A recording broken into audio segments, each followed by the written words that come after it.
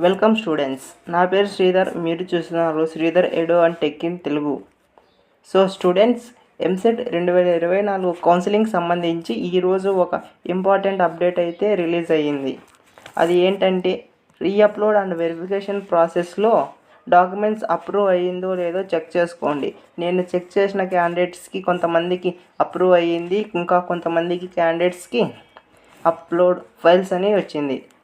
Re-upload your caste certificate అని లేదా income certificate అని చూపిస్తుంది. అలాగే మీరు అక్కడ రిమార్క్ ఏం చేశారో కూడా కనిపిస్తుంది.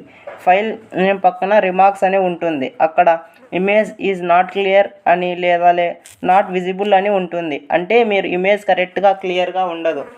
సో స్టూడెంట్స్, మీరు మళ్ళీ అక్కడ అడిగిన సర్టిఫికేట్ని క్లియర్గా ఫోటో తీసి అలాగే 1 MB సైజ్ పీడిఎఫ్లో కన్వర్ట్ చేసి రీఅప్లోడ్ చేయండి. అది క్లియర్గా ఉంటేనే మీకు అప్రూవ్ అవుతుంది. సో స్టూడెంట్స్, మన ఛానల్ వీడియోస్ మీకు యూస్ఫుల్ అయ్యాయి అనిపిస్తే ప్లీజ్ వీడియోకి లైక్ చేసి ఛానల్ని ఇప్పుడే సబ్స్క్రైబ్ చేయండి. అలానే బెల్ నోటిఫికేషన్ ఆన్లో పెట్టుకోండి.